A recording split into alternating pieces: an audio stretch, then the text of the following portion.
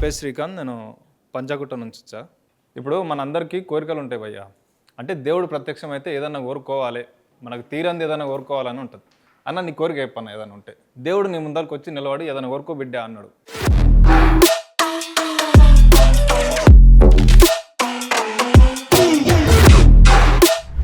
మా ఈతానికి పోయి అడిగిన ఏదైనా కోరుకుంటావా అంటే ఏదో లేదు దగ్గర పక్కకి వెళ్ళి ఆడుకో ఈయన ఇట్లయితే ఎప్పుడని చెప్పి నేను ఏమనుకున్నా, మా కాలేజీలో ప్రాజెక్ట్ ఇచ్చిర్రా అయ్యా, నువ్వు చెప్తేనే నాకు పాస్ మార్కులు వేసి నన్ను పాస్ చేస్తావు అంటే సరే చెప్తా రాసుకో. దేవుడు కనిపిస్తే మన అప్పులన్నీ తీరిపోవాలి, మన ఇంటి ముందలకి ఇవ్వడు ₹1 అని మన ఇంటి ముందలకి రాకూడదు, ఇంకోటి నేను ఇంట్లోకి చెల్దేంగాలని కోరుకుంటాను. సరే ఫస్ట్ది మంచిగానే ఉంది, అప్పులు తీరిపోవాలి. రెండోది ఇంకెవ్వరు రాకూడదు, మనమే ఇంకొనికి ఇచ్చేటట్టు ఉండాలి. మూడోది నన్ను ఎందుకు వెళ్దాం కాదు ఇంట్లోకించి, నేనేం తప్పు చేసిన, ముండకూడక నీ వల్లనే రా మనం అప్పులపాలు అయ్యేది అని మా అమ్మని అడిగిన. చాయ్ పట్టుకొని వచ్చింది మా నాయనతోకి. మా నాయనతో ఉండలేక జంపు ఆ నుంచి ఈయనతో ఎక్కువ డిస్కషన్ చేసి ఇప్పుడే బయటికి వెళ్తాడని మా అమ్మని అడిగిన. తర్వాత అమ్మ మరి నీకేమన్నా కోరికలు ఉన్నాయా, దేవుడు కనిపిస్తే ఏం కోరుకోవాలనుకుంటావు అంటే మా అమ్మ ఏమన్నది, నీకు సర్కారు నౌకరు రావాలని కోరుకుంటా బిడ్డ అంటే. సర్కారు నౌకరా మంచిదే, ఎవరన్నా ఏ అమ్మాయినా కూడా గవర్నమెంట్ జాబ్ రావాలని కోరుకుంటుంది. ఏం జాబ్ రావాలనుకుంటాం అంటే నీకు కానిస్టేబుల్ నౌకరు రావాలనుకుంటా. ఇప్పుడు వచ్చింది మన జిల్లా ఎమ్మెల్యే కాదమ్మా, దేవుడు పైనుంచి నీకోసం వచ్చిండు, ఏదైనా మంచిది కోరుకోవచ్చుగా అంటే IAS IPS ఈ రేంజ్లో కోరుకోవచ్చుగా, కానిస్టేబులే ఎందుకు అంటే దేవుణ్ణి కూడా అడగాలంటే ఆశకు అద్దు సిగ్గుండాలిగా బిడ్డ, నీ అసొట్టని నమ్ముకొని IAS IPS అడిగితే దేవుడు ఏది అని దెంగే అంటాడు. మా అమ్మ అట్లా అన్నది. మా చెల్లమ్మ ఉంది, నా చిట్టి చెల్లి బుజ్జి తల్లి. చెల్లెమ్మని అడిగిన, తల్లి చెల్లి నీకేమైనా ఉన్నాయా అమ్మ కోరికలు తీరనివి అంటే, దేవుడు వస్తుంటాడు మన ఇంటికి ఉన్నాయా అంటే, నీకు పానీపూరి బండి పెట్టామని దేవుని కోరుకుంటా నేను. ఎందుకమ్మా పానీపూరి బండి, నీకు అంత మంచి ఆలోచన ఎందుకు వచ్చిందంటే, నా ఇష్టం నన్ను తినొచ్చుగా నీ పక్కన కూర్చొని రోజు అంటే. దీనికి దేవుడు ఎందుకు, మన అయ్యాకి చెప్తే రేపు పొద్దుగాల నేను పానీపూరి బండానికి వచ్చి పెళ్లి చేస్తాడు, వాడు పానీపూరి వేస్తాడు, నువ్వు ఉల్లిగడ్డలు అవుతావు కానీ దీనికి దేవుడు కావాలన్నా, పిచ్చిదానా ఇంకేదైనా మంచిది చెప్పు అంటే, నాకు మేకప్ కిట్ కావాలని కోరుకుంటా, శ్రీలీల వాడేది అంట. మేకప్ కిట్టా ఎందుకు అట్లా అంటే, దొంగమో ఉంది మొన్న ఆఫీస్లో స్వాతి లిప్స్టిక్ అడిగితే ఇవ్వలేదంటే. చిని అమ్మ ఏం బ్రెయిన్ ఇది, కోడి బ్రెయిన్ ఇది పూరా. పానీపూరీలు లిప్స్టిక్లు మేకప్ కిట్లు కోరుకుంటారంట దేవుడు కనిపిస్తే. అట్లా ఉంది. బయటికి పోయినా మా యాదిగాడు నా జానీగాడు జాను ఆడు అడ్డం వచ్చిండు. అబ్బా టైంకి వచ్చిండ్రా యాదిగాడు అని చెప్పి, అరే యాది దేవుడు కనిపిస్తే ఏం కోరుకుంటావురా అని అడిగిన. ఆడు చెప్పిండు, మామ నా ఎక్స్ని మళ్ళీ నాకు ఇచ్చేయమని కోరుకుంటా మామ. నీ ఎక్స్ని మళ్ళీ నీకు ఇచ్చేయమనుకుంటావా ఎందుకురా అంటే, అది మన బిల్లమన్న డైలాగ్ కొట్టిండు భయ్య, అది దాని పేరు ఉంటుంది. లైఫ్లో కష్టం వచ్చిన ప్రతిసారి లైఫ్ను వదులుకోము కానీ ప్రేమను వదులుకుంటాం, నేను వదలను ఎందుకంటే నేను ప్రేమించాను. ఇప్పుడు అమ్మ నువ్వు వదలవురా, నిన్ను వదిలేసే ఆటో జానీ అంతం లేచిపోయింది ఆ పిల్ల. మా ఊళ్ళో ఆటో నడుపుతాడు జానీయాడు, ఈ నెక్స్ట్ అంతా లేచిపోయింది, వీడు వదిలాడంట. ఎందుకు రా, ఆ పిల్లకి 2 పిల్లలు ఉండరు, ఆ పిల్ల బతుకుతుంది, నీకు ఎందుకు అనిపించిందిరా ఇప్పుడు ఆ పిల్ల కావాలని అంటే, మొన్న ఫేస్బుక్లో నా ఫోటోకు లైక్ కొట్టింది మామ అందుకే అను. ఇప్పుడు ఈ అమ్మ స్వచ్ఛ భారత్ రోజు రోడ్డు ఊడ్చే ఫోటో పెడితే మా ఊరు సర్పంచ్ గారి పెన్లం నా ఫోటో కూడా లైక్ కొట్టింది. ఇక నేనంటే లైక్ ఉన్నట్ట. అయినా నాకు డౌట్ వచ్చింది, అరే వీడు వేసే కొనేంగా పనులకు వీని దేకని కూడా దేకదు ఆ పిల్ల, వీని ఫోటోకి ఎందుకు లైక్ కొట్టిందబ్బా అని చూసిన, ఏ ఫోటోకి లైక్ కొట్టింది అని నాకు డౌట్ వచ్చి ఓపెన్ చేసి చూస్తే ఆ డీపీ ఏమో మొహమ్మద్ ఖాన్ డీపీ పెట్టిండు, గెట్ టుగెదర్ ఫోటోకు లైక్ కొట్టింది ఆ పిల్ల. అందులో ఆ పిల్ల కూడా ఉంది, అది వీడు లవ్ అనుకుంటుండు. అరే నీ సింగిల్ ఫోటో కాదురా, ఆ పిల్లకి అందులో ఆ పిల్ల కూడా ఉన్నందుకు లైక్ కొట్టిందిరా అంటే, అవన్నీ నాకు తెలియదురా భయ్, నాకు ఆ పిల్ల కావాలి, దేవుడు వస్తే నేను అదే కోరుకుంటాను. ఓ ఈ అమ్మ ఇంక వాళ్ళతో నా దోస్తానే బంద్ చేసిన ఆ రోజు నుంచి. ఇప్పుడు 1 ఎక్స్ ఆటో జానీయంతో లేచిపోయిందని చెప్పిన, ఆటోలో పోతుంటే అడిగిన జానీయాన్ని, అరే జానీ దేవుడు కనిపిస్తే ఏమైనా కోరికలు ఉన్నాయా నీకు తీరనివి, ఏం కోరుకుంటావురా అంటే, అన్న ఏం లే అన్న, ఫస్ట్ ఈ ఫ్రీ బస్సు తీసేయాలి అన్నాడు ఆటో జానీయాడు. ఓకే.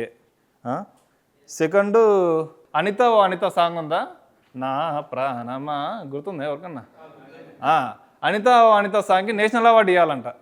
ఓకే. థర్డ్ సువర్ణ అంటే నిండు నూరేళ్ళు ఆరోగ్యంగా బతకాలి. Okay first okay free bus తీసేయాలి నువ్వు బతకనికే బస్సులో అందరూ బస్సులో పోతురు ఇబ్బంది అవుతుంది.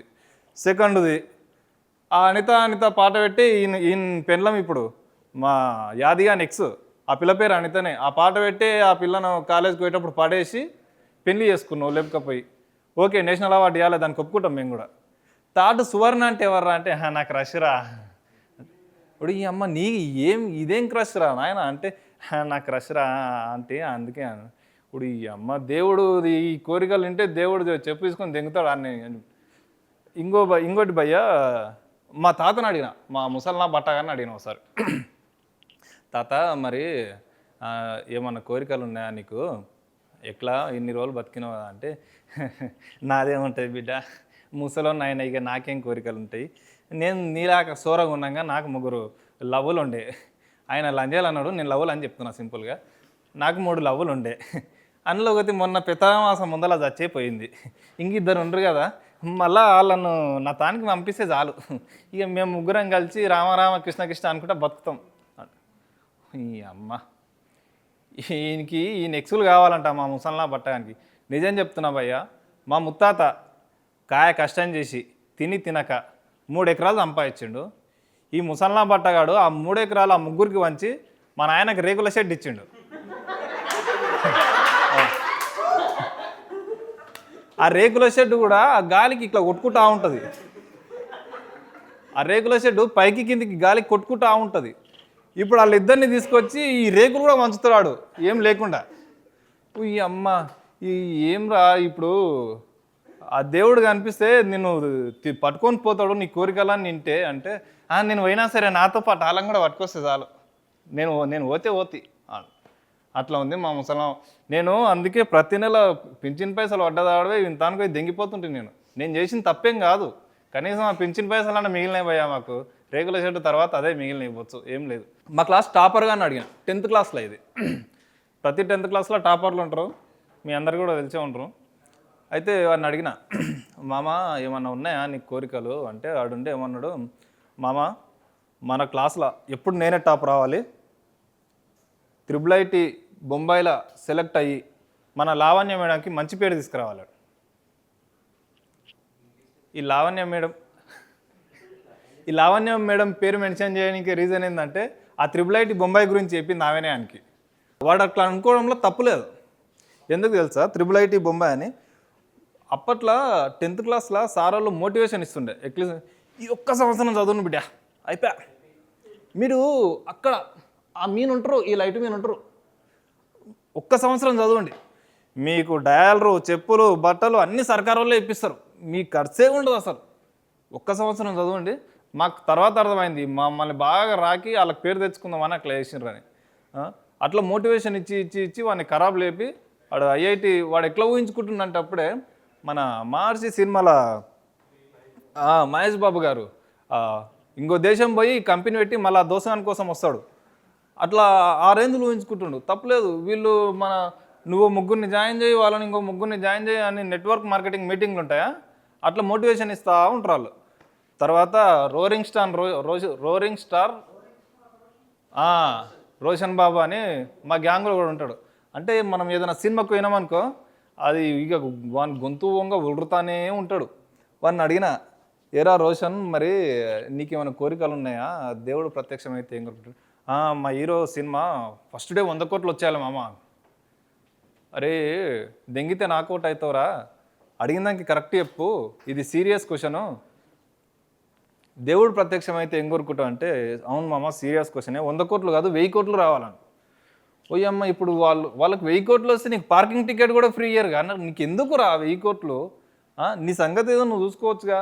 మా రూమ్మేట్ని అడిగిన ఓ పూరగాడు నిన్న మొన్ననే వచ్చిండు జర నిబ్బాగాని లేకుండు అది జర చెప్పి తీరుండాడు అని అడిగిన తమ్మి ఏందిరా మరి నీ బతుకుదేరు ఎట్లా మరి దేవుడు ప్రత్యక్షమైతే నీకేమైనా కోరికలు ఉన్నాయా తీరని అంటే నేను ఎలాగోలో బతకడానికి రాలే హైదరాబాదు షహర్ కర్రేకో ఆయా ఉచ్చబోయించడానికి వచ్చిన అంటే ఎట్లా సులభ కాంప్లెక్స్ ఏమైనా కట్టేయమంటావా నువ్వు కోరుకుంటున్నావు బాగానే అంటే. ఇంకోటి ఫైనల్గా చెప్తా ఇది కామెడీ ఏం కాదు కొద్దిగా నేను ఆఫీస్ నుంచి సీరియస్ అయితే ఆఫీస్ నుంచి నేను రూమ్కి పోయే గ్యాప్లో ఈరోజు మనకు అడిషన్ ఉంది కదా అని చెప్పి సాయంత్రం ఒక ర్యాపిడో అన్నని అడిగిన, అన్న నీకేమన్నా ఉందా ఇట్లా దేవుడు ప్రత్యక్షమైతే ఏం కోరుకుంటావు అని అడిగిన. నాకంటూ ఏం లేదు తమ్ముడు, నేను తెలిసి తెలియని ఏజ్లో లవ్ మ్యారేజ్ చేసుకున్నా, అంటే పెద్ద ఆయన కొద్దిగా, నాకు ఒక బాబు ఒక కూతురు ఉన్నారు. ఇప్పటికీ నాతోన మా వాళ్ళు ఎవరు మాట్లాడరు, వాళ్ళ ఎవరు మాట్లాడరు. నేను ఒక అపార్ట్మెంట్లో వాచ్మెన్ లాగా పనిచేస్తా, ఆ డబ్బులు సరిపోవట్లేదని చెప్పి ఇప్పుడు ఫైనాన్స్లో బండి తీసుకొని ఈవినింగ్ పొద్దున్న ర్యాపిడో కొడతా ఉంటా. ఇంకా నాకంటూ ఏం లేదు. నాలాంటి పరిస్థితి నా పిల్లలకు రేపు రాకూడదు. నేను ఏది చేసినా వాళ్ళ భవిష్యత్తు కోసమే. వాళ్ళు ఎవరి ముందు చేయి చాచి బతకొద్దు. ఇది ఒక్కటే నేను కోరుకునేది, నేను కానీ నా భార్య కానీ అని అన్నాడు. నిజంగా చెప్పాలంటే ఏ మిడిల్ క్లాస్ తోడైనా కూడా ఫస్ట్ వాళ్ళ ఫ్యామిలీ గురించే కోరుకుంటారు దేవుడు ప్రత్యక్షమైంది. That's my time. Thank you.